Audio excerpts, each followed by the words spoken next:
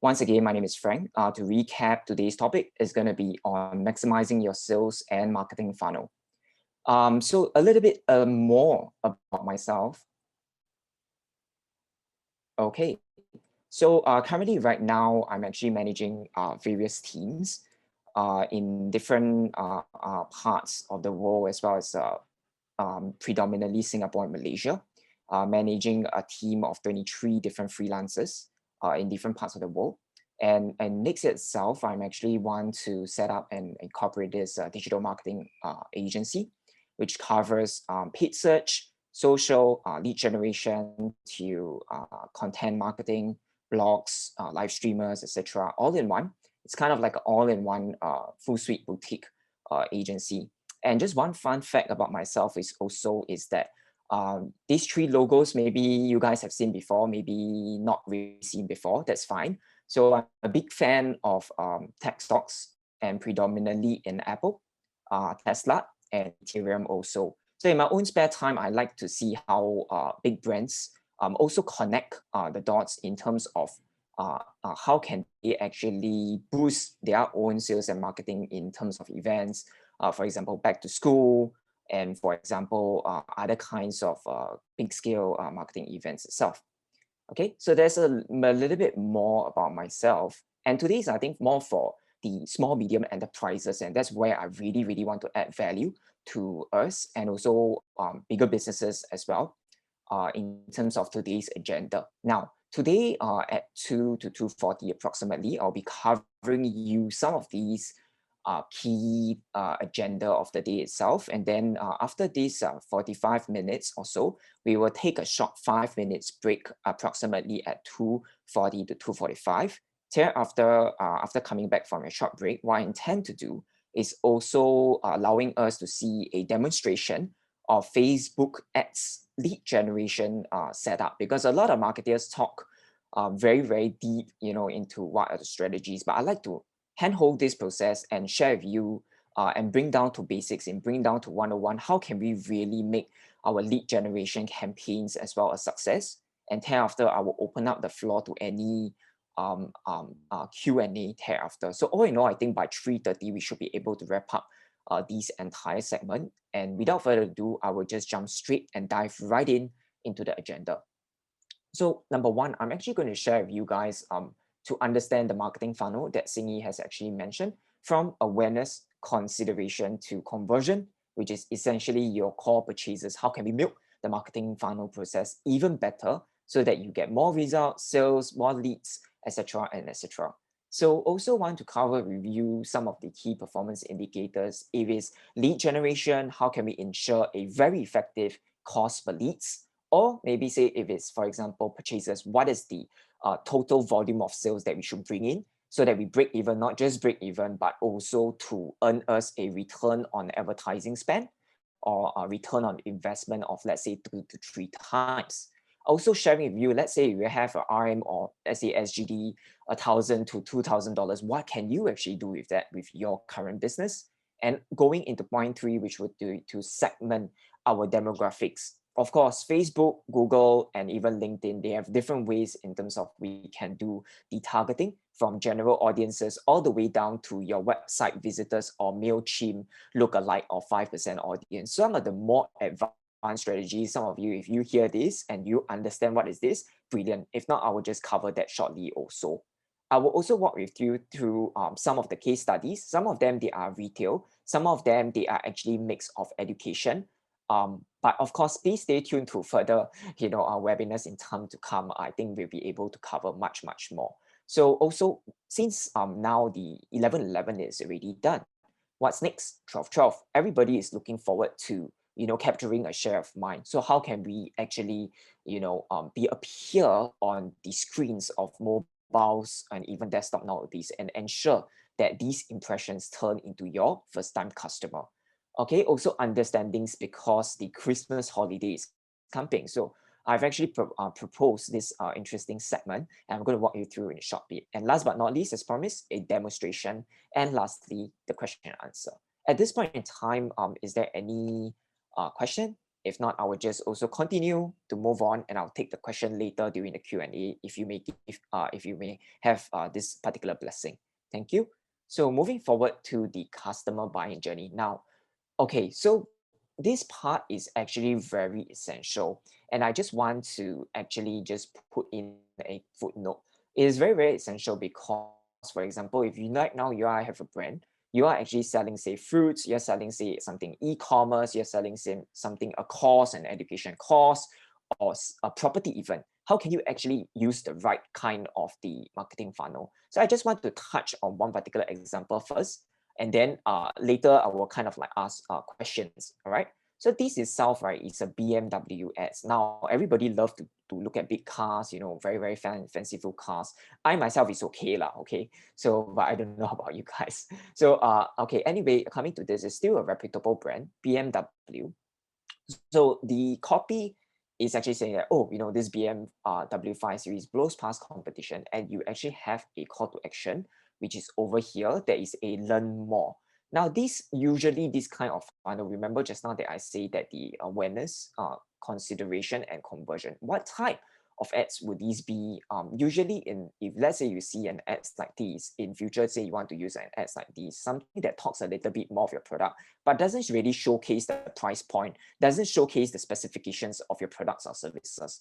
Usually, this kind of ads, I would like to call it and position it as the awareness portion, because at this moment, people don't really know what is the BM5. All we are just saying is that we have a fanciful image, and of course, the call to action is learn more. It seems still a little bit more towards the top of the funnel, which is I would like to position as the awareness, because people who might just see the ads is like, huh? You know, what is this brand actually really talking about? What are they really selling? I'm still trying to guess what are they really trying to do. In this funnel, I think most of the case where people have an familiarity to the brand, it will be usually the awareness stage. And how to game this stage is really to use high impact videos, which is usually say between the span of 6 to 12 seconds, so that you deliver your message in a short crisp format, but without diving into price, promotional mechanics, and too much of these kind of things at this moment. So just like a flash, and then like keep people hooked on. And moving forward down the consideration funnel, that's where people already have heard of your business. Now, how can we actually attract them so that they move one more step down the marketing funnel? This is people who are customers who may, or potential customers who actually show a particular interest. So this actually allows at this stage, maybe you want to do more lead generation. Maybe you want to do more events responses, for example, responding to today's event, etc. So people actually have a more direct call to action. People fill up a form, for example, if you want to attract them to your service, you fill up your name, your contact number, and maybe pass them like one ebook. So this is actually, people already know of your brand, but people actually want to kind of still shop around and compare with brand B, brand C, brand D, etc. and etc. So this is very, very good for us to utilize things like, for example, lead generation. For those who do not know, later I will show you an example, so please bear with me. For those who already know what is lead forms, fantastic, kudos to you. Okay, so also event responses would be very, very good. Let's say you got a webinar, or let's say you want to actually attract people to actually message you directly, so that you don't waste time. You go to straight to the point, and then you get them to message you with your contact detail, and then your lead fulfillment team can actually go and fulfill them, call them, reach out to them with product info sheet, etc. Now, the tough part is actually how can we actually milk this part? So sometimes people are still, even though they already shop around, they already have done their full research, getting them to actually do a sales with you is one of the most difficult things to actually do. So some of the format that I'm going to share with you later on, for those e-commerce clients, fantastic. You can actually use a collection format, which I'm going to share with you later, which is kind of like a story, flipping a storybook, and basically using this storybook format to actually inform them and educate them. What exactly are we doing? Why should they sign up with you? What is the promotional mechanics are we using, etc., etc. As we go along the slides, you actually see a very specific pattern. All right. So anyone wants to take a guess, maybe at this stage, if you want to unmute yourself, that's fine. You can go ahead. What funnel is this? So I mentioned about the portion of the awareness, also the consideration and conversion funnel. Now this is a handphone cover kind of the vertical ads that we see on the Instagram story, and it only calls out, like, for example, okay, what are certain specs? Anyone wants to take a good guess of is it awareness, consideration, or conversion at this stage? You can unmute yourself, that's fine.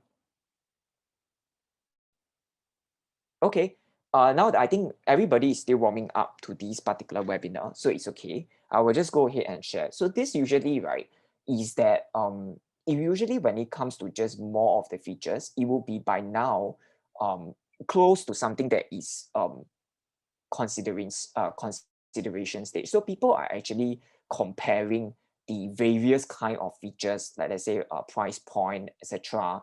And then ultimately, like, they want to learn more and they shop now. So this one, usually when we have this kind of formats, right, like a 6 seconds, 6 to 10 or 12 seconds of video, usually it will be more towards the consideration stage. However, because of the shop now as well, if let's say the product or last 5 seconds of these vertical video actually contains like shop now and then you get a discount, very clearly it is actually trying to catch the sale. And so very clearly it's going to belong to the conversion. So it really depends on what kind of messaging at the end of the day we put out to the public and want them to actually take a specific action. Whether is it learn more, if it's learn more, most likely go to your website, there will be consideration. If shop now and then price point very clear, land onto a website page that is check out now and then enjoy 20% off, that is going to be conversion. I hope I'm making sense so far, and also some of the best practice that you see below is also kind of some of the advice best practice based on the kind of the experience that I've done for various 2 to 300 over SMEs that I've done before, and also other larger businesses. Usually these kind of formats tends to work quite well. Okay. Now, just now, remembering that just now I promised to actually share that this is lead generation form. Pardon me, it's like blur. But anyway, the most important thing when you, for example, now you're selling automotive, or maybe say selling property, or maybe say selling a particular education course, you actually want to actually have the contact details, which includes your first name, last name, phone number, and email. Do bear in mind also that usually in these cases, advertisers and brands will usually have a privacy policy or landing page, so that actually it says that we like to collect your data and also inform you that, okay, like for any kind of things, you will actually get a promotional newsletter so that the customers are actually informed, so that we do not breach any personal data protection acts. Okay. And so these are some of the forms usually people click, and then after that they complete a form. They will either get an attachment or ebook. After that will be sent to the email inbox, and thereafter your sales team or your pre-sales team, who is maybe say a team of 5 to 10 people, can start calling or start to reach out to these what we call potential leads, to actually bring them from leads to qualified leads. To qualified leads are people who have really very high interest in knowing more about your business. So leads and qualified leads, again, they are two different things. I won't dive too much into what is leads and what's qualified leads, but just as a footnote for everybody to know, qualified leads are people who have a very high interest.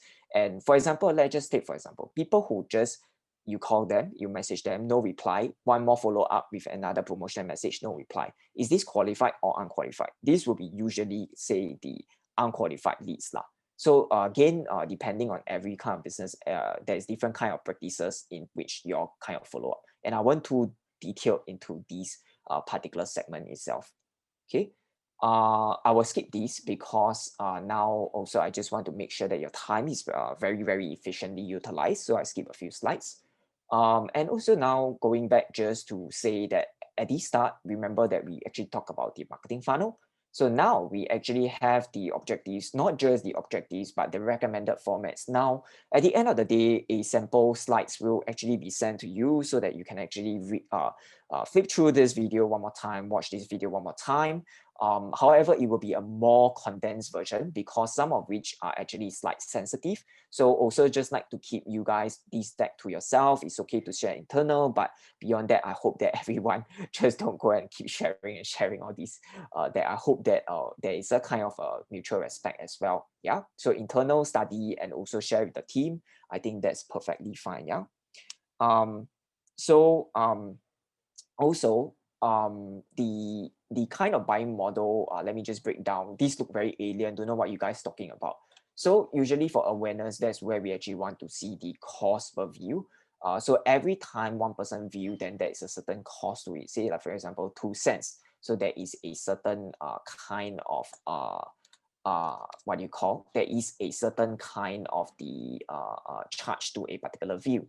Now people, you actually want to land on the website. So for example, cost per landing. So you want one time see the advertisement, the impression, and then you land onto the website. That is called cost per lands. So usually it's between 50 cents to $1 or so.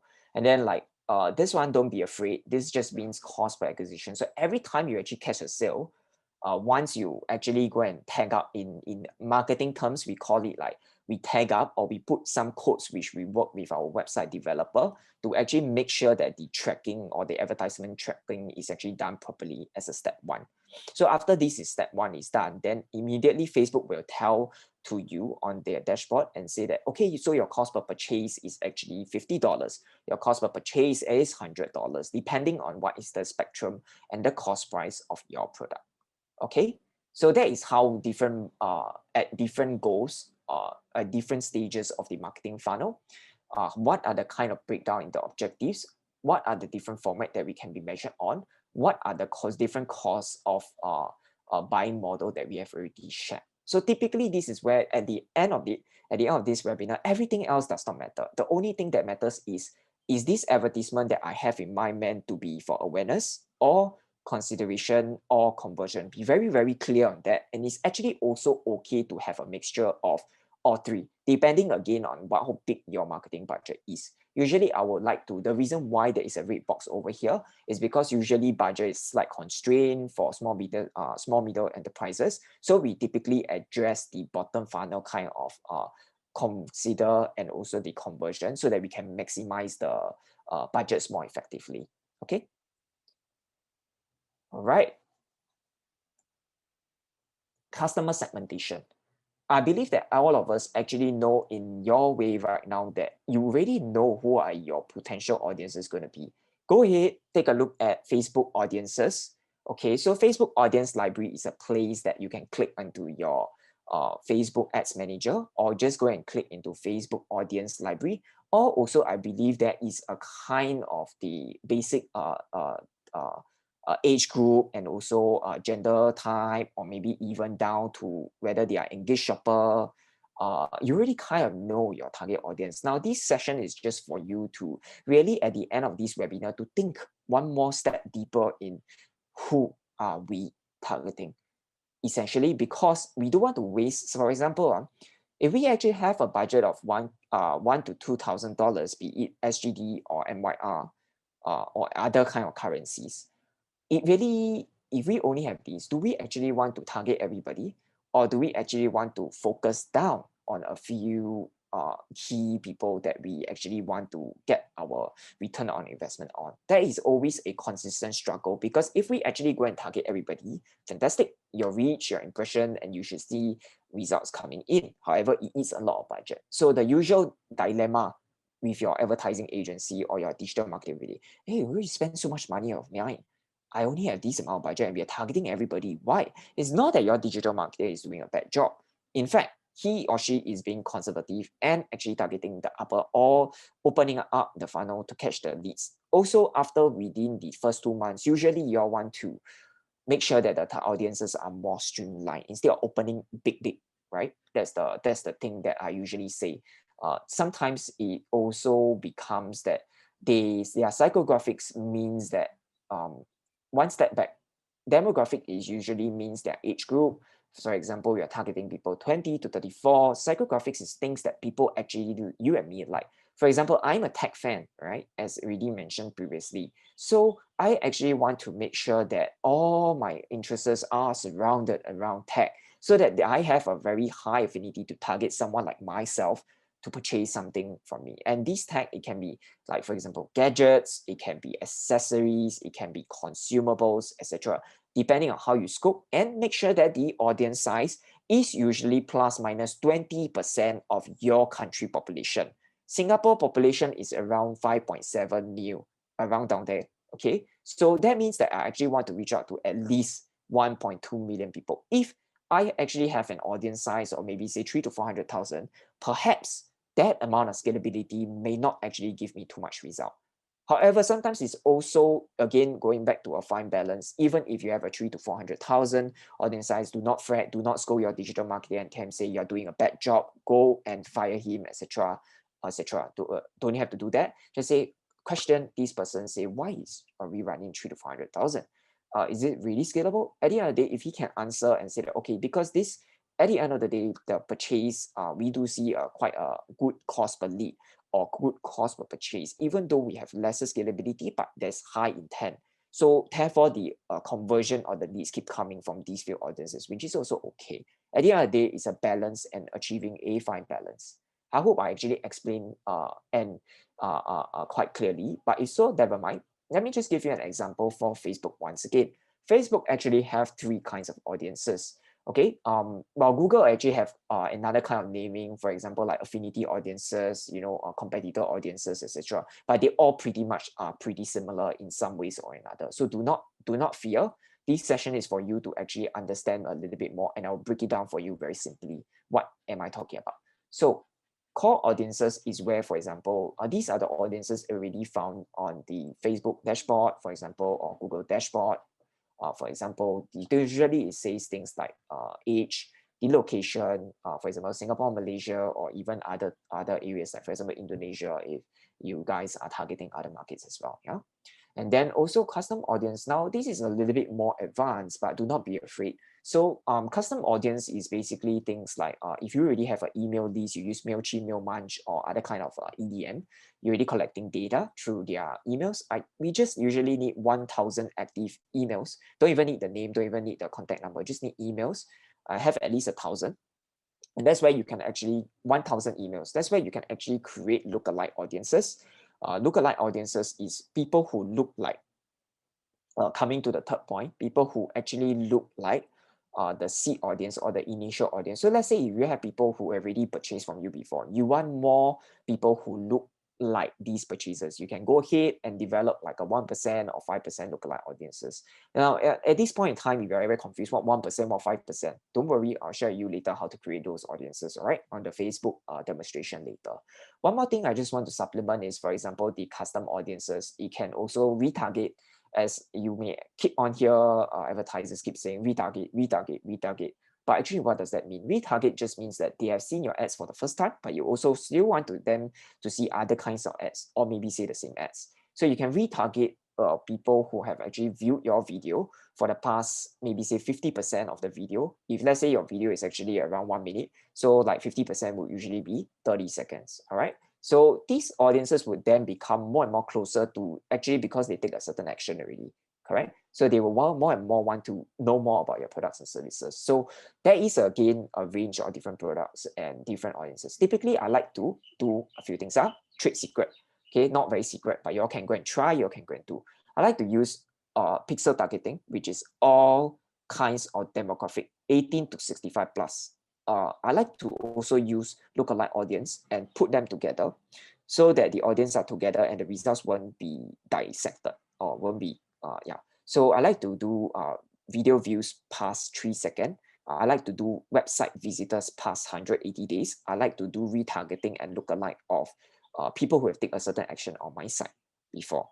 Okay, so these are, I also want to, if there's a CRM, customer relationship management tool, or a customer database tool, I like to export all those emails and also go and use in my retargeting list. Maybe there are people who are prospect, they are still keen to go and purchase, but maybe say in the past year, they are slightly inactive, but maybe I want to reactivate them. I will go and export and then I will go and load them up into the Facebook dashboard to go and do retargeting. So these are some audiences strategy that I'm just sharing off my head. Okay, so some of these I already shared already. If you take a look at these here, the core is, for example, people who are, you have a certain interest, for example, tech, enthusiasts, etc. Right? What are the different audiences? So as mentioned just now, it should be roughly, again, plus minus 20% of your country population for the largest kind of audience targeting. Minimally, you should have that. Okay. Then also, if you want to do like lookalike audience, people who already view your website before, people who have actually do the video views, etc. You can also do these. And also people who have take a certain action on your website, take a certain action, watch your video before. That's how you actually go and put them into 3 different audiences, or what you call ad sets, or ad sets on Facebook and ad group on Google. So let's say if I'm Nikon right now, Nikon is a camera, they sell all kinds of camera. I love to take photos, by the way. Just one note, I use a camera, mirrorless camera, Olympus, OMD EM5. I use that to go and shoot some birds and also sometimes some portrait photography. Okay, so anyway, so let's say I want to target the tech enthusiasts and early adopters, and I also want a mix. I want people who actually go and click onto Nikon before they landed on the web page in the past 180 days to do retargeting. So typically, that's how I kind of like think and structure. There is a little bit of structuring when it involves, when it comes down to the audience kind of strategy.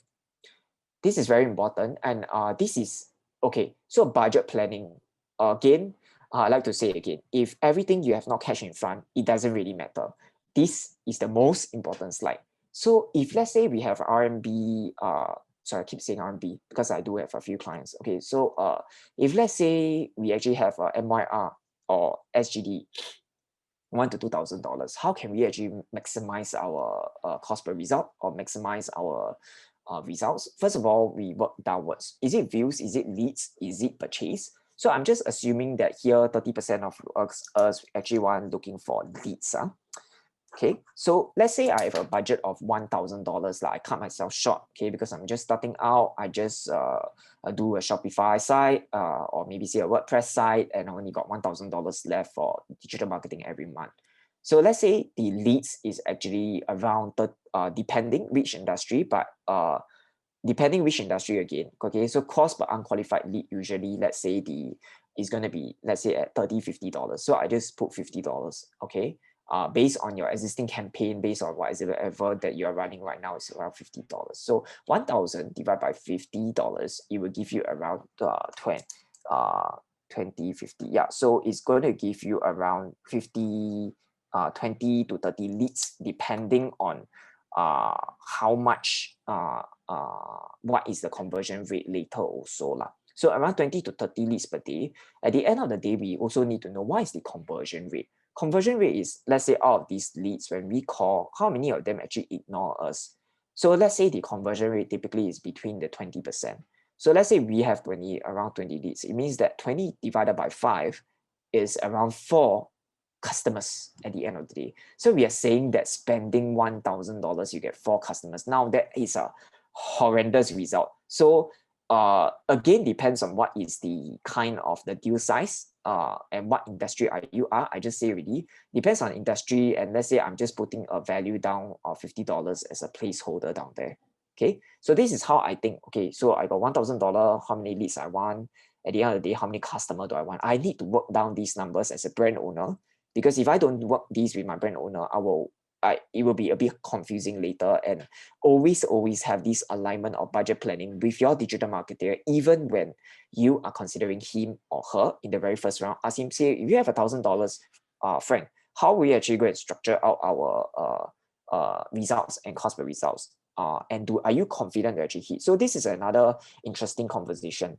The marketer cannot actually say that, okay, let's go, I confirm can hit. If the person actually say that I can confirm hit, you can go and churn him or her, because it's actually very unfair to say, without understanding your website, without understanding your previous copy, without understanding your Google Analytics, without understanding your HubSpot, without understanding your this and that and other things, the person actually straight away give you an answer, yes, I can hit. It means that this person is very desperate and you can drop him or her already. So I just hope this part, it has to be very rigorously done. And the marketer should at least have some ballpark figure in his mind that is not too far off from whatever that you're thinking of. So this will be a very good check in terms of understanding whether your marketer actually understands the industry, understands the business to wherever it is after he got the creative asset, after he got the access, so that he can go and do the audit. And after do the audit, he understand that this is the performance and jump into a meeting with you, and then jump into a meeting with you. That's where you actually go and iron out these kind of talkings or these kind of conversations with him or her. Case studies. Now, this is very interesting. So talk about the awareness. I work also with various brands, ASUS, Omnidesk, Aftershock. I'm pretty sure like some of you guys have heard of these brands. Well, I've had an influencer who basically does these kind of gifting and loans, gifting, etc., giveaway when it comes to the Christmas, 12 days of Christmas, everybody. So this is where it gets interesting, where we look into very key metrics like views, how much percent they retain. Again, these are a little bit more because they also have more budget. That's why they actually work on videos at this point in time. For those who are more conscious on the lead generation and also the purchases, now I think the next few slides should actually interest you a little bit more. So, for example, I also work with tuition agency. So we are also the agency that actually gets them the 7 to 8 times more parent inquiries in just few weeks of being commissioned. So they are a tuition center based in Singapore. We also franchises in the US, Oklahoma, and it's very, very interesting to work together with them. So a very, very close relationship with the business owner. In fact, most of the business owner, at the end of the day, well, I might have also teams to go and manage. Usually they still like to talk to me lah. So Saturday, Sunday, I basically work, just FYI to you, I manage around 23 over freelancers, and I have different teams and different countries as well. And usually these brand owners, they like to chit chat a little bit lah. So I will give them a bit of time to actually say what they like, to see how is their campaigns moving forward. And sometimes we have coffee chats here and there also. So I like the account servicing part, and more importantly, I like to generate results and outcomes for my clients. I think that's the most important bit to begin with, right? So also have some universities to do virtual learning, distance-based learning. So how can we actually get more enrollments and signups students across Singapore, Hong Kong, Thailand, Vietnam?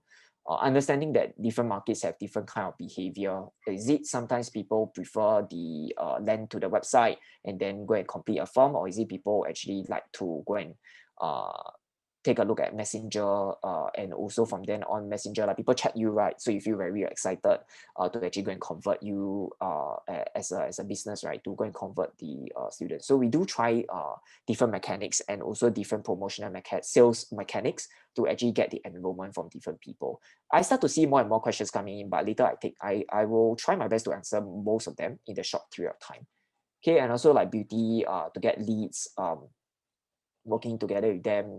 Beauty is like tough because sometimes they are very busy with their day-to-day treatment already. So usually when we generate out a lot of leads for them, also the question is how soon can they actually come back to us and say that at the end of the day, okay, these are leads, qualified leads, and out of which how many close. So usually we feel that there's a day struggle to do whatever that they are doing, and usually it's a little bit slower to close the customers. But if the service is actually very good, then is actually possible to actually do lead generation.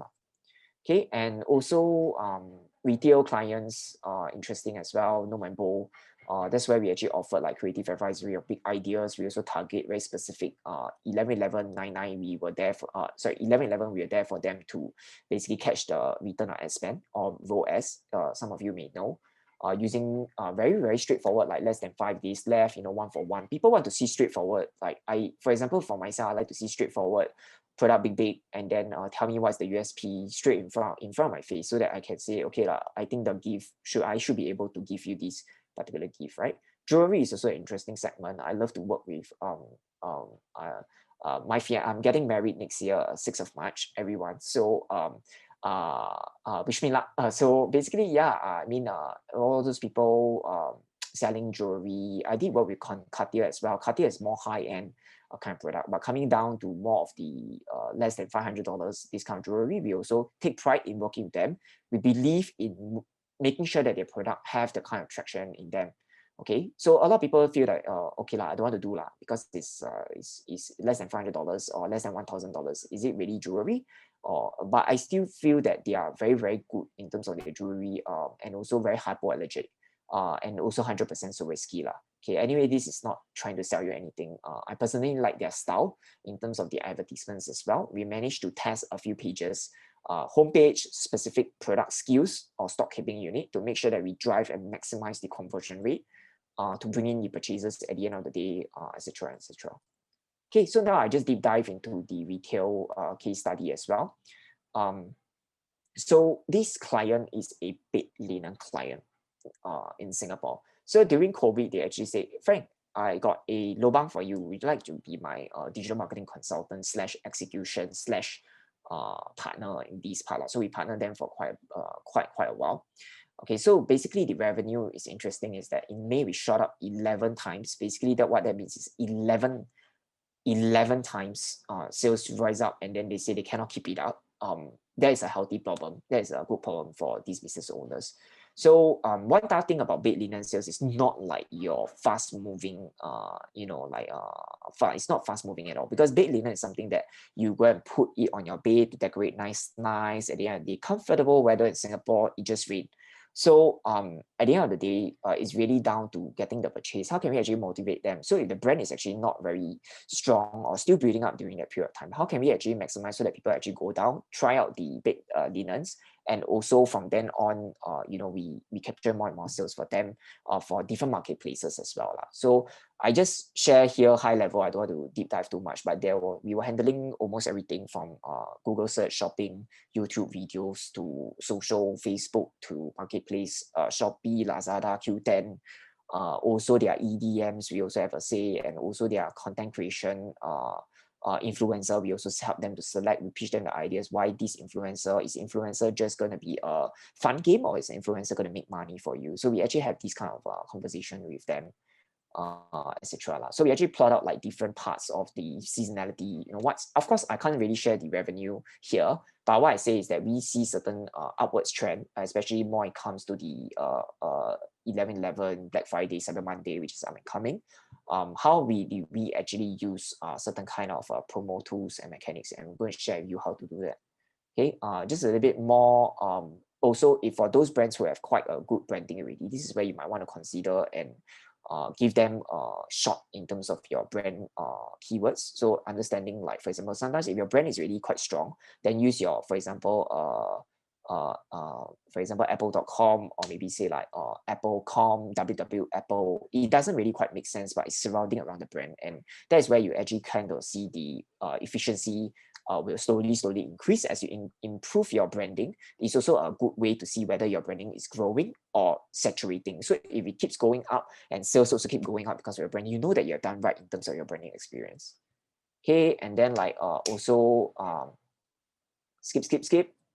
Okay, and then going into, for example, like, okay, this is where I like to use the countdown function in Google. So sometimes, do you know that, for example, like in, like to do this, especially in the last 3 days, you can put a parameter in Google, equals countdown, open, start date, end date. That's where you can actually be dynamic, right? So it's last 3 days, last 2 days, last final day for your purchase. It gives the call to action and urgency. Or maybe say, for example, right-hand side, promotion extension, so you can put like kind of like a 20% off, store-wide, etc., to really bring in the sales during very, very key events of yours. Of course, you need to set again on your website banner so that the message is consistent between your website and also your search or whatever channels that you're actually using. Okay, this one too deep, I won't cover for today. And then Facebook ads, yes, we do also Facebook ads. We plug and play into CPaaS, and we plug and play to the Shopify, Shopee, Lazada. So we connect the Shopee on their back end to the Facebook. And then that's where around Shopify was around 2 to 3 times, and Shopee and Lazada was around 6 to 7 times. Now, I wouldn't say that like we need to do this, right? But there is some truth behind it, because at the end of the day, even if you do on marketplaces, there is some commission down there. You need to import products, you need to ship in products, you need to factor off returns, you need to factor in this and that. At the end of the day, net, maybe even your Shopify is actually bringing you more sales, actual sales after net, all your overheads, etc., all your rental space, etc., right? You net maybe Shopify your own website WooCommerce or even WordPress may be actually doing better. So I still encourage people or brands to actually still go and get the basics right in terms of your own website. If we cannot even get our basics right, then we try so much advanced thing, we just confuse our own team, do a lot of work, and then it's not really fruitful. I'm a person who like to do very little things, but at the same time, I like to do things that really move the needle. So that's pretty much it. Skip. And then bearing in mind time 2:42, skip. Okay, so at this point in time, I just want to say holiday strategies. Okay, so I also like to use a time of the day. I like to put more budgets in certain times. I also like to pace our campaigns right, so that at the end of the day, during the mega day itself, for example, 11/11, that's where you actually go and put most of your budget. Or if you're not very confident that mega day, everybody is actually doing the same thing, then maybe you might want to downplay this budget from here in your campaign to actually kind of like balance out, so that before the mega day happens, or before the 11/11, before the 12/12, you actually kind of still game for success over here without say, oh, on a single day we must capture everything. Then after that, if this day we actually don't get the sales, then then blame comes in, to different teams. Why you never do your job? Why you only spend on one day? This is not right. Why are you doing, etc. So you can kind of like really position your own teams. Again, whether you want to do tactical, which is some parts of the period I actually don't like to live. We are all black, meaning to say that we actually don't live on certain days, and I don't really follow the market trend. We push with a certain rationale why we should spend certain money, and not everything needs to be always on, because we may not be big brands, but even big brands need to actually think very smartly and very precisely. So again, usually what I like to do is do teasing, do awareness first, and then make sure that people watch the video already. That's where you re-engage them again, so that they can add to cart, so that even if they don't make a lot of purchase before the day sale, but you can start to see a lot of add to cart coming in. So that's where these add to cart, you can retarget these add to cart and then bring them down to purchase on the actual day again. Okay, I will skip, and this is just creative testing. So let's say sometimes you're just rely on one. Actually, maybe what we can do is identify the colors and messaging and call to action that will truly work for the business, and give it A/B testing. So A/B testing just means that you have creative 1, creative 2, creative 3, try, and then if you don't try, you just want to think that this will work, then highly it will not work, because it's not backed by science. So best is we can actually go and try for different ads from the very get-go, then just turn off the campaign, so that it doesn't later you put in one more new ads, right, in your Facebook, right? It actually disrupts the learning. Do you know that? So that's the thing that we don't want, especially to disrupt the learning on the mega day. Then after the campaign, restart the learning. GG, good game. That one I cannot help. Yeah. Okay. So again, yeah, some of the Christmas ready one always have a call to action. Make sure that it's always clear. USP, if you really want to catch purchasers, make sure that your USP or unique selling proposition needs to be strong, and very clear, creative, very not very messy creative, but creative that we can see, able to attract, engage, and convert. Black Friday sale, make sure that you have a very good mechanics.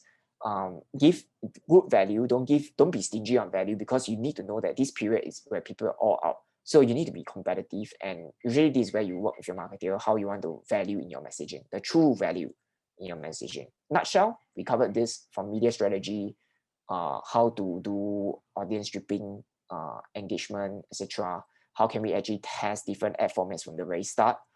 So I have 3 creatives instead of just locking down into one creative and hoping that it will work, etc. More of the deck you can actually go and take a look. I think it's quite experimentary. And then I'll just give a 5 minutes break. Singing, you want to coordinate this? I will just pause for a while and then go and take a sip of water. And I will look at your Q&A. Yeah. Okay, so maybe now we can have a 5-minute break. Then you can go to the toilet, can drink some water, and we will come back at 2:50. All right? Meantime, I will be diligent and try to reply as much as we can.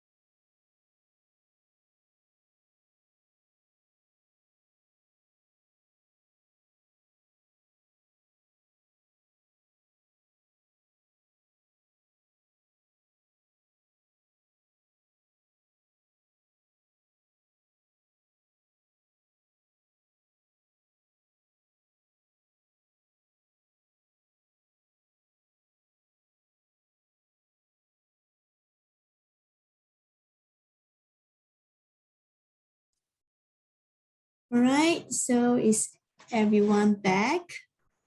If you are back, can you please type 1 in the chat box? I answered actually 9. I think I'm quite slow today, but Sure. I did try my best to answer as much as possible. It's okay, Sorry. you can answer all the questions later. Yeah. I try. If not, if there's any kind of the question later, there will be a QR code. You'll just scan and then happy to take some questions and then wrap it up properly. All right, through this session. So do pardon me because I can't be talking at the same time and then replying at the same time. So now this is thank you everyone so much for your kind attention so far. Thank you so much, Singy, for coordinating this event amazingly with your team. Now let's go straight and dive in right into lead generation.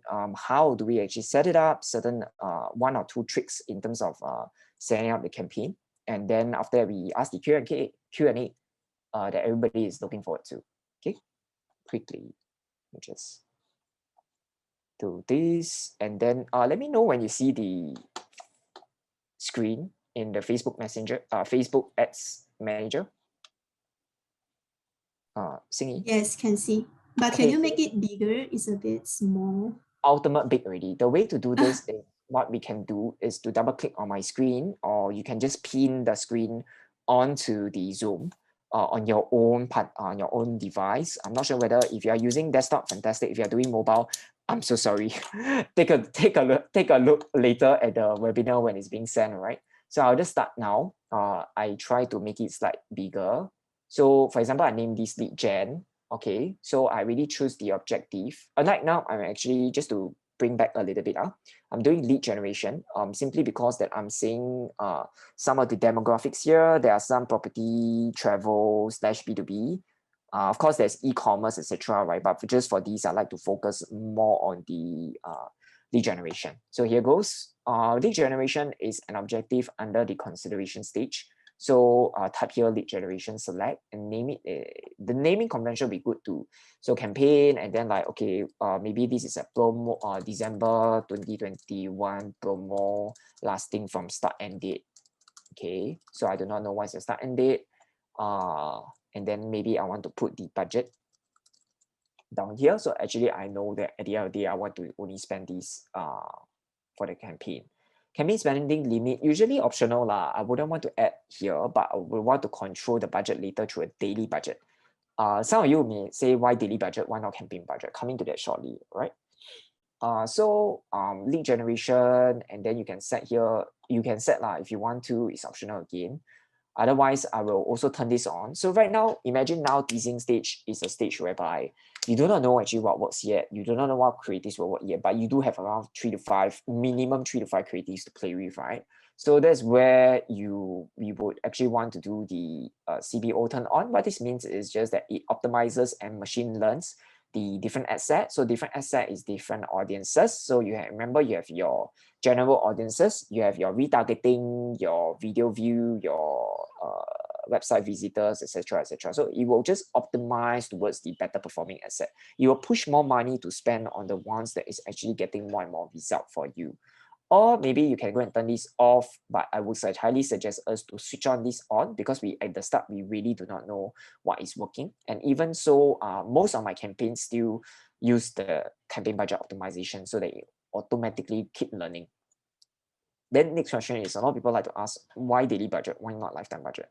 Lifetime budget, if the campaign period is 14 days, it may not actually spend your lifetime budget at all. And then maybe you just spend $50. Wow, that's a very, very sad case. So what I like to do is really to ensure, I want to ensure if it's a short campaign, right? 14 days, I want to ensure that you spend $50 every day, because let's say I know, for example, again, my cost per lead is $7 per property client, or per travel customer inquiry is $7, for example. I want to have maybe say 6 to 7 leads every single day. So that's why I want to spend this amount of money, because I'm quite sure that you'll be around seven leads coming in every single day. So I put this amount. Okay, so that's why I think this will be safeguard and ensure that we spend. Don't suddenly be halfway into the campaign already. Then after that, at the 5th day, then we realize, oh man, because at the end of the day, it's only spending $50 to $100, which happened to, which I admit, I myself is a learning phase. I got into that kind of trouble before. So that's why I just share from my failures and my experiences and my learning point key takeaway. This one, the beat strategy, you can just put it as, again, it really depends. You want volume, right? Everybody wants the volume. If we actually go and do the big cap, we overset it. We want to say our big cap cannot only must at $7. If not, if there's no $7, then I don't want to spend. These will actually be maybe counter into a counter result at the end of the day. So usually I like to select like lowest cost, and spend within $50. That is the most important. But of course, you need to watch your campaigns very, very tightly. Okay, then maybe say certain months, certain things you don't want to run all the time. You can actually go and play around with this option. Okay, so now this is the first level, campaign level. You see this level is the audience level, this 4 box here, audience level, and then you see these one more box with this cute logo down here with the line. That's actually your ad. Okay, so I'm talking about audience right now or asset. So maybe say I want to do the general audiences. And here question mark is, hey, should we use the chat? More instant, right? Isn't that the lead's going to be more warmer? Depends again what you really want. Some fulfillment team or marketing operation for fulfillment team that has good call center, to 5 to 10 people go and call the leads every single day, then you can use the automated chat lah. But if let's say I'm running the business myself, I'm doing everything myself, I'm a sole proprietor, a business owner, then I think this will give us more breathing space, because usually messengers you need to reply in 4 hours. At least that's the kind of KPI that I set internally, 4 hours, if we do have a good lead team. And then maybe say for lead forms within the 24 hours. If not, after that, after the first 24, 48 hours, the list is gone. It's not warm anymore. And no matter what you do, you go and chase them. Have you ever encountered that people actually just don't want to reply them, don't want to reply you? It's not because they don't want to reply you or because the campaign is not working. Sometimes also depends because the way we talk to them, sometimes also not very human. Sometimes it really depends on the messaging. Sometimes you just copy paste and then just put in, copy paste, put in. So it's very dangerous to just do copy paste. Usually each lead usually needs to have a very certain formula to catch them and convert them. Anyway, that's a separate session. Then we're going to choose the Facebook page, select it, and then after that, based on that, no catalog, ignore. Then of course the optimization we're going for is leads and conversion leads. I will just go and choose leads, okay, because it's more volume. At this stage, I don't want to restrict my pool of the result. And then I usually like to select like charge by impression, because it actually widens, even though it's a lead generation campaign, it actually, when you charge, you bill by CPM or you bill by 1,000 impression, it will widen up your funnel and it will catch you the more volumes. Start end date, optional. Again, must you really have set an end date? Don't need. You just do a start date, it's fine. Usually I like to start before. So if let's say now it's already 3 p.m., thank you so much for your precious time again. I usually like to set it before, right? And then before, so that already you go and push it, you go and push next, and you go and to do the publish, you will already go and start running the campaign live as we speak. Okay, and then here, okay, very interesting. So let's say I pixel targeting or off filter, I don't want to filter anything. Usually this is it lah. Okay. But then we also know that sometimes you want more customization. So let me do setup. Right now, I want to create retargeting pool of maybe say the X purchases. So I now, for example, just imagine I have a CSV file. You need to save in the CSV, not in the Excel access. So please take note. Usually it's go to the Excel, save as CSV file. There's the owner file that can be ingested into the system.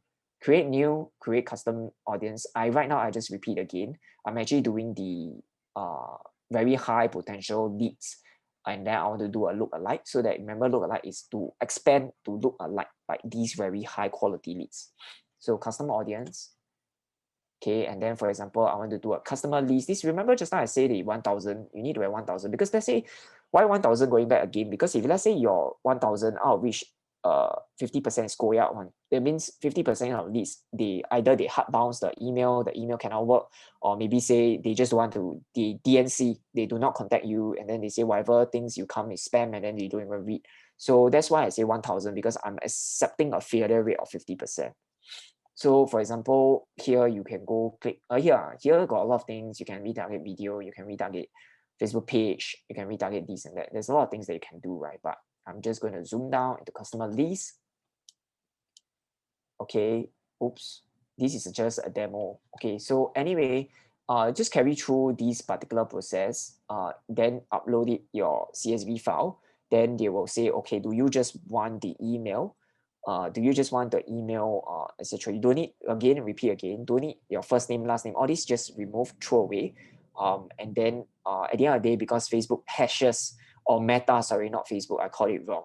So Meta, which is the new name for Facebook, actually hashes these, make it private. So it becomes a weird thing that you and I cannot read, to privatize and anonymize the data. So that's where you upload it 1000, they'll say, okay, successful. And then like they will put populating, and then just that you can create your lookalike. So I'm going to repeat the step. Usually here, go down, select customer list, and then you should be able to connect it. But here I'm just using a demo account, so I don't want to waste so much time. Or maybe say, let's say I want to do website. So let's say do website. There is a certain landing page that we actually do. So all website visitors, okay.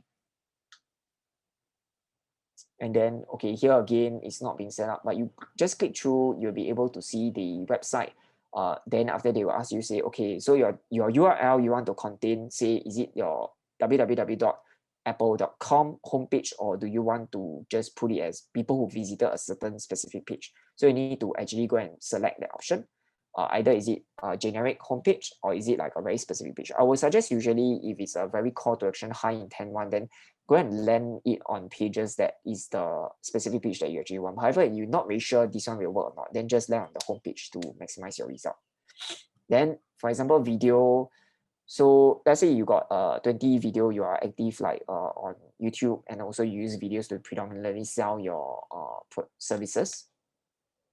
Select the video, usually like you can select like 50% to 95%, etc. I usually like to do 3 seconds, because I think that honestly, in this day and age, like Facebook has very little stopping power already. So what I want to do is broaden up first and then shrink later. So usually the first thing that I like to do is I can retarget 3 seconds. I will just do that, and then select this option, choose the video that you want. Retention is 365 days. And then they will have a list of videos down here, 1, 2, 3, 4, 5, 6. You choose the ones that has at least 500 to 1000 views, at least 500. You see those kind of 10 views, 1 view, you just skip that, because it's not going to give you any results, and the audience is not going to be scalable.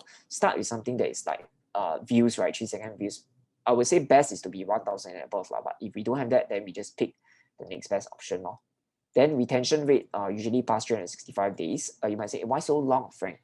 Because usually you realize that unless you are Apple, right, you will not have like billions and billions of people watching your videos, correct? So that's why you just lengthen it to 1 year, and then you can keep retargeting so that it doesn't exhaust the results of your audiences. Name your audiences and then pump it and use it back here, down here. And ultimately, you can even, if you don't want to keep creating, I like to use this hack. Save the audience as a name.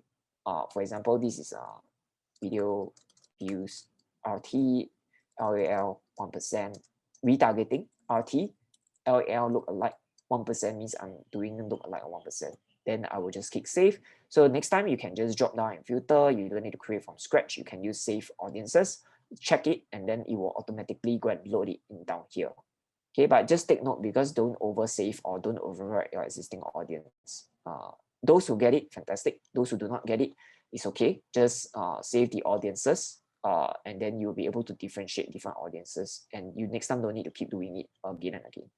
Now, there's a lot of common question: automatic placement, manual placement. I usually do automatic. Why? Why do automatic? Why do you want to share even in places like marketplaces? Isn't it junk? Yes, it is into a certain extent. However, and also depends on the kind of advertisement you all want to do, the brand safety, the brand compliance, etc. Maybe sometimes you really do want marketplace. Okay, then you uncheck marketplace. But can we please leave the rest open so that they can actually go and optimize it? If you only do, a lot of advertisers are going to do, if they say don't want. Just Frank, you know what? Just go and do Facebook feed, IG feed, Instagram story, IG story. Hey, is that you? So anyway, if that's you, that's okay. We have a learning point. Let the machine do its learning, And ultimately, really, if you don't want it, then you just duplicate your current asset. And then if it's really not working, if it's the cost per acquisition is too high, then just duplicate the asset. How to do the duplication is just quickly duplicate and then just change it down here and then go and select the menu placements that you want. If it's really not working, if the cost per acquisition is too high. Okay.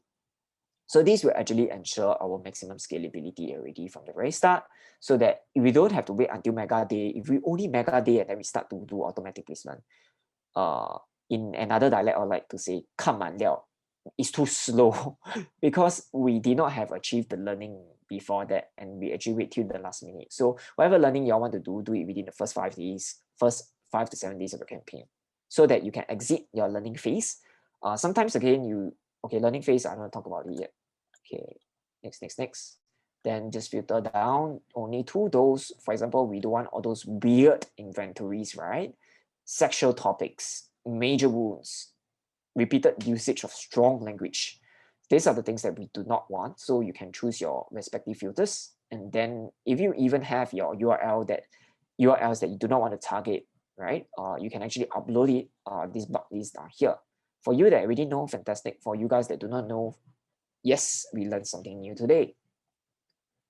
Okay, and then down to the ad level. Very, very quick. Okay, and then, so I have seen many ads that are very, very, very long. I am not interested in long headlines because that will never convert me at all, and I will just skip next. So please, the best practice is click on I, and we recommend 125 characters or fewer, which is true because at the end of the day, if it's macam we say paragraphs, right? We are not here to compete in whose is longer. We are here to compete which messaging is sexier and will actually convert us. So that's the goal at the end of the day. So usually I like to recommend 125, and then yes, I'll write a short headline, for example, join free webinar, limited time only. Okay, and then description, you can say something else, right? But essentially is try to keep your messaging. How do you actually do A/B testing? So how many ads do we need? Around 3 to 5. Don't just rely on one performing copy, because we are just casting it into abysmal failure. If we don't have ads to learn, right, we only have one and just hope that is it. Hey, 中 4D, this is the one to go. This is it. This is the $1 million creative. We are actually putting ourselves at very high risk that we will not succeed. So we need to be very clear. So A/B testing, it just means, in short, I'm just going to remove the jargon. A/B testing is just, okay, you have, for example, here the same image, but you test your headlines. Or maybe say you have same image, but you test your headlines. Or you have same headline, but different images. So A/B test just means to keep at least one variable not consistent, so that it's a fair test. So, but if we actually A/B test, for example, everything is changing. This one short, that one long, this one picture A, that one picture B. We are not even doing A/B testing anymore. We are just putting in different ads to test. So A/B testing can actually help you to get the performing copy in. It's just variance. So you are creating variant A, B, C, thinking that one of it will work. And that is usually how marketers put it to the test. We do A/B testing. For example, this one, the picture too big, I want it to be smaller. Words to be smaller, picture to be bigger. This one, the words are too long, will not convert. Too branding, not promotional mechanics, drop. So that's how you actually just use a period of like 5 to 7 days, at least 5 to 7 days, to determine whether the ad is going to work or not. And usually it looks at look at your past 7 days, look at your past 14 days, look at your past 30 days, take a look at the daily results, take a look at the daily cost per result. You were able to know whether you're getting the volume of the results that you want, and you're able to take a look at that volume of the efficiency that you want. Again, I cannot tell you, say, that dollar is it. You need to benchmark in across to previous campaign, or maybe say benchmark it with I think the best way, if you have a few brands under running and they're roughly selling about quite similar things, you can kind of like benchmark brand A and brand B to kind of see which one's actually working. Or you can actually just take a look at, okay, what are some of the campaigns with your advertiser that has worked, and what are campaigns that is not really working. So that's how you actually take a look. Past 7 days, past 14 days, past 30 days, take a look at the daily breakdown. That's how I see daily breakdown when it comes to 7, 14 days. So it's like looking at stocks like that. Every day, I just go and check last 7, 14, 30 days. It will tell me which one to pause. So which are the ones that's not performing, how to actually optimize it is really not to go and edit the existing one. What I usually like to do on Facebook is just pause the ones that's not working. So asset ABC, A is best converting with low cost per acquisition, CAC. I will just go and pause the ones that's not really working. Or maybe can I do a smaller change? Maybe the asset is not really working, but I don't want to do big drastic change. Maybe I go into the ads level. I go and see at ABC. Okay, I pause B, I pause A and B, and then I leave C running, and then I still keep the asset. Or you want to take more drastic action, which is immediately go and pause the asset. It really depends on your needs again. But that's how I see. I look at the numbers, I tell the story, and able to go and do the logical optimization. Not optimization is okay. Then I go and change the headline every single day. Then the machine will learn. Every day you will see learning, forever learning. So that is how we actually it's interesting lah. Anyway, it's interesting. So that's how we actually do it. So that's how we actually set up a lead gen campaign. I walk you through from the campaign. Usually start with the daily budget. So that you ensure the spend. If the time, or let's say it's a holiday campaign, you only got 14 days or 12 days of Christmas, you need to be very, very sure that this is the amount of budget that I set aside for Christmas and I want to spend and capture results. Also, the audiences, you can do a few. I already shared you how to create new audiences and save audiences. I also shared whether it should be instant form that can be replied within 24 hours or automated chat to be in 4 hours time. Imagine that if your wife and your husband call you, how long will you give him or her to respond to you? 4 hours, I think I'm divorced already. So anyway, okay, so that's how you actually optimize charge by impression, and then set your end time. No need to set end time, and then also the ads. Also the ads at least have 3 to 5. Go and test them, and then look at the past 7, 14, 30 days. Go and make sure that which ads are not really live. Go and pause them. Don't go and keep adjusting the headline, because once we do that, you keep learning and learning and learning, and Facebook will tell you say learning, and then you're so frustrated, and then you go and talk to Facebook agents and say, oh, it's actually still learning. There's nothing much we can do. Give it 7 days. So something that we don't really want, and then leave it more automatic placement in the ad set, as I already mentioned.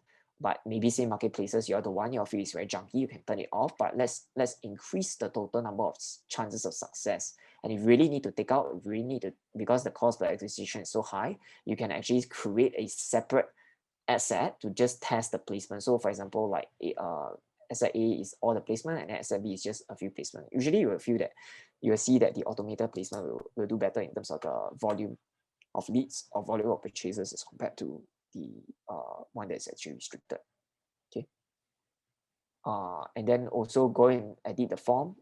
This is something that you can open up, and then more volume, go for more volume. High intent, because usually if it's so great, right? Every day we have 3 to 4 qualified leads, then obviously we don't even need to run lead generation. Obviously you guys want volume. That's why let's just go ahead with volume first, disregard the intent, and slowly cut down.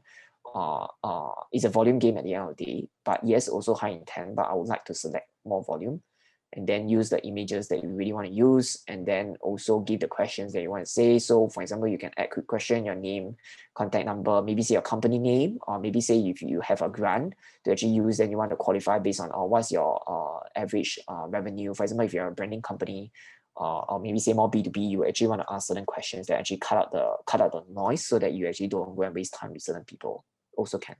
At the end of the day, you also need a privacy disclaimer. Usually this is going to be in the URL, so that you actually go and set, so that actually you go and tell people, say that this is PDPA, this is the according to the Data Act, and then complete, and then publish, and then that's where you're done. Okay, so this is mainly it. Opening up the floor to Q&A. Sing, you want to facilitate this, or should I just any question from the floor? Yes, there is quite many questions from the floor. You can see the questions from the Q&A box as well. Fantastic. I love questions. Yeah. So, okay, I will just start from Kiak Hong Y242 PM. I'll start from the top, and I hope to cover down to 311. Fee Wong. Yes. Okay, so can you share a bit more about the marketing ROI formula, sales divide by cost? So mainly there's that. You can take sales divided by cost minus 1 now. Okay, so benchmark, I really depends on the kind of the industry that you are in. Usually 2 to 3 times for a good brand. Again, they really depending on industry. For example, just now the EI Math, the tuition agency, are able to get 7 to 8 times more return on investment. So it really depends on the timing. Like COVID, sometimes if you have promotion that works, sometimes it can be like 7 to 15 times in terms of a sign up, and you have a very good promotional mechanics. But to answer your question, sales divide by cost minus 1 equals to sales divided by cost, marketing cost only. Yeah, don't go and take the other kind of overheads that you are charging, because you are measuring strictly on the ROI formula for marketing. Okay, then I hope you answer your question. Then yeah. Do you want me to help you, or you can just, or you want to go ahead yourself? I will go ahead. Yeah. Okay. So Okay. Can you give some sample teasing campaign? 2:44 p.m. Teasing campaign usually is like, for example, video views. Usually you can do like awareness 6 seconds. If you don't have like a huge budget to actually go and do your campaign, then suggest you guys to do carousel, or like carousel is like cards, right? So you got different cards or creative still images, card 1, card 2, card 3, and then you can also do, for example, you really talk about the promotional mechanics, fantastic. Then you should already put in your teasing, but don't make the promotional mechanics so strong. Make the promotion mechanics something that people want to bite on it, and sell it through a few cards or carousel. And then on the last day, bam, on the actual event day, you give the best. This is because we heard you, we have 1 million views, or etc. etc. And that's where we actually want to give the best. It really depends. You want to give the best from pre-teaser, teaser to all the way you also can, but maybe your formats actually change. But teasing campaign versus mega day campaign, the difference is that teasing campaign usually start a bit smaller, so that you warm up, and then all the way hard, and then you get a result on the mega day. Essentially, that's it. So 2:45. Okay, so I will just answer one question to be fair to the rest. Simple Farm. Regarding media strategy, why select Monday, Saturday? Interesting lah. But this has really worked for me. Especially the Wednesday midday, where people are more chill after they finish lunch. Really, they will go and click on Facebook ads. Saturday is good because Saturday is actually a good time. Saturday, Sunday, we need to be live, we need to be on, so that we can actually capture wider audiences during the time itself. So usually also people who finish just work on the Friday, then they are there more to scroll Facebook. So it really depends on your behavior of your industry as well. Okay, hope I answered the question. Okay, scroll down. Sam Leong. Okay, it's a Sam. 2:50 p.m. So video of 1 minute long. How will I know that audiences view through the entire content? You can actually take a look at the video watch time. So if your video is actually 1 minute, right, you actually know how many people actually viewed 50%. There's a video column customized. Go to the matrix, under performance, clicks, etc. Then you can go and view video matrix. So that's where you can actually see how many, or what is the drop off, like 25, 50, 75. Just also similarly to Facebook and YouTube. Skeptical, yes, possibly skeptical, but you can just do the simplified report, or you want to do the more detailed analysis also and send to your team. You can export it, and you can also schedule it. Yeah, so that's how you can actually go and see the different drop off. Okay, next question. Thank you very much. Grayson, is it necessary to turn on A/B test? A/B test is not a button to turn on, but I would say that it's more.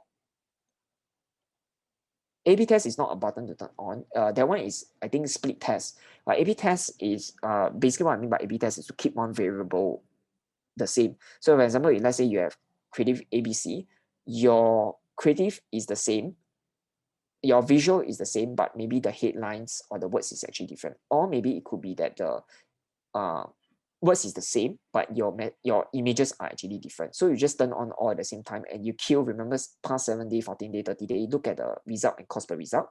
That's all you actually need to look at. The impression, the click and click-through rate, click CPC, all these, that is really secondary metric. I will usually go and take a look at result, cost per result, past 7, 14, 30 days. Is it better? Is it not better? And then that's where you turn off. But of course, give it some time to learn. Usually like after 3 to 4 days, usually you can kind of like sense already. You don't have to wait until 7 days to go and turn off. Okay. Anyway, that's based on judgment and based on experience, based on my past 6 to 7 years of experience. Nurul, doing CPAS, which audience is better to convert them to ROAS?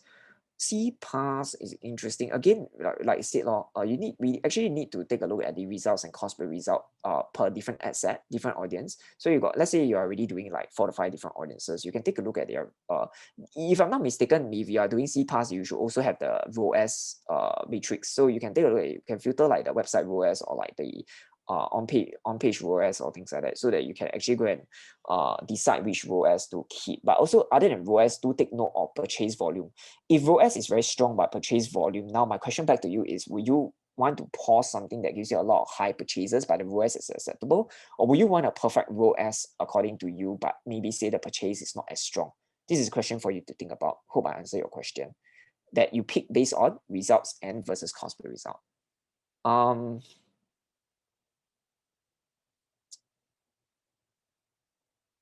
Okay. May I know why use A/B testing is the A/B testing affected by ad audience? Are we actually putting the same audience for both assets, assuming same images with different captions? This is also a kind A/B tester can be actually, your A/B testing maybe same creative but different audience. So you are A/B testing the audience. So your audience ABC, but everything remains the same. Possible if you want to do it that way. If you want to put same audience in both assets, that means the asset or your creatives are actually in the same audience, also can. So now let's say creative ABC under audience 1. So audience 1 is the same, but they just different ads. That's how you can also test, and you give it a 7 days learning period and you look at result and cost per result. That's how you determine the success of the A/B testing. Okay, I'll answer one last question. I'll answer a few more questions.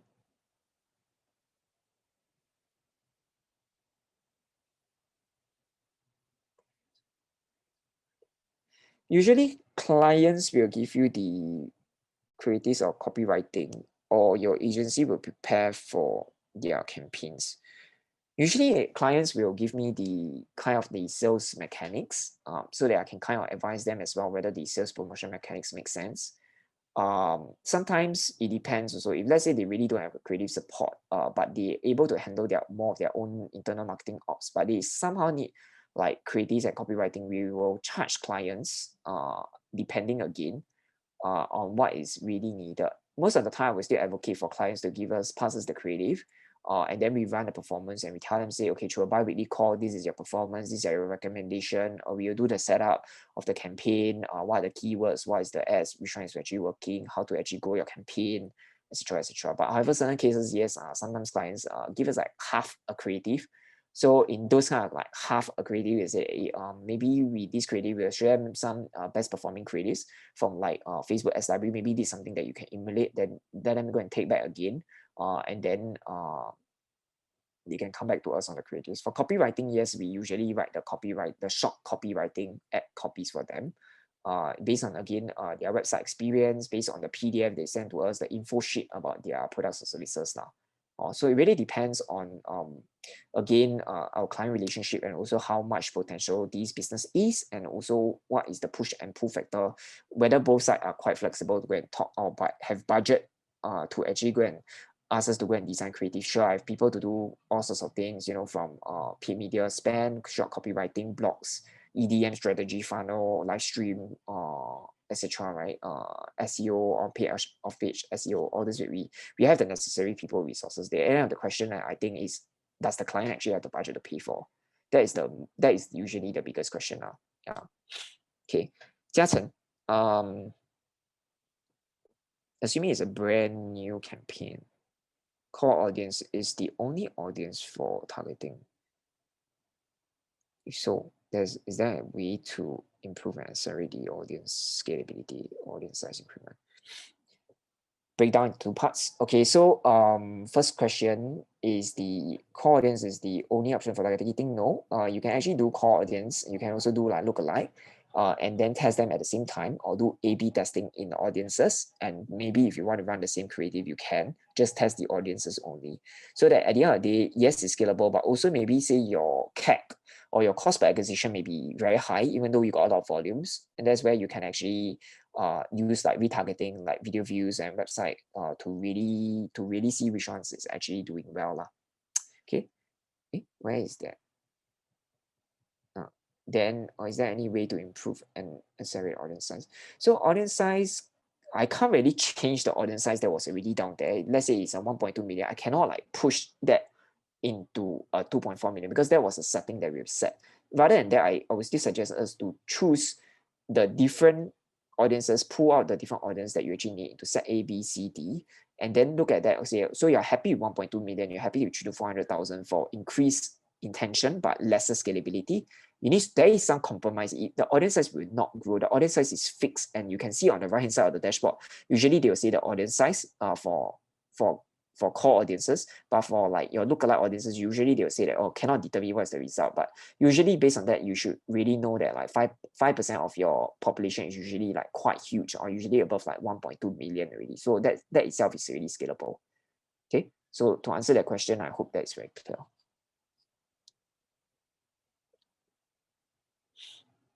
Okay, we have 4 more minutes. Yeah, so it's really I think you probably will be seeing more of me. Of course, depends on Exabyte, right? At the end of the day, but I'm very happy that seeing me actually asked me to come along this event. So I will just pause the question here and just give a wrap up. At the end of the day, can I just am I still sharing screen? Yes, you're still sharing your screen. Okay, at the end of the day, I don't think I can take, like, there are hundreds and thousands and thousands and thousands of questions that can go on and on and on. If there's any kind of question, I welcome you. You can drop me an email. I can go and take a look. I try my best to answer you guys. If not, just scan my QR code at the top right hand side. I'll just flash it out for the remaining 30 seconds. Fastest fingers first, and then scan this QR code, and then we can have a chat if there's anything that I can help you with, rather than more so for a knowledge sharing. I'm not here to sell my services. I am good with our current level. That's why I'm actually incorporating the agency, but I can answer very, very basic questions now. Okay. So how this goes around is that at the end of the day, really thank you so much time. We have covered the basics and fundamentals. I do have a few topics in mind which I will actually go and talk together with Exabyte and also Xingyi if you'd like to see more of this phase over here. Really we are skilled in terms of the paid media, and we see a lot of SMEs have the need to actually want to improve their scalability into some result, whether is it lead generation, conversion. Over time, we grow with our clients to see the end-to-end spectrum of the campaign, so that marketing do not just become marketing, but marketing actually considers operation and as well as sales and gelling the team together. That is usually the biggest downfall for the agency that cannot do well, is because sometimes maybe because don't understand the team needs, maybe because the agency is moving too fast to actually go and capture. So there are many reasons why digital marketing can fail.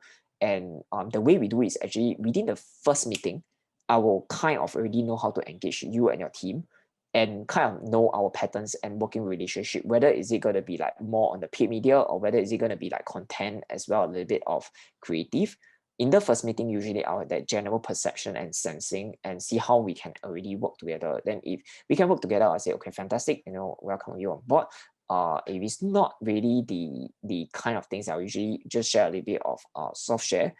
That's how I build my rapport with my client, because I believe in giving value to all prospects who is actually keen and want to know more, a little bit more about digital marketing. And I think that's all for my sharing. Ended it at 3:29 p.m. Thank you very much, Xingyi. Back to you, and stopping my. Okay, so thank you so much, Frank. And yeah, I believe you guys had already take note on Frank's contact number. And if you have any questions you would like to ask Frank, you may consult him personally. Exabytes. Grow your business online.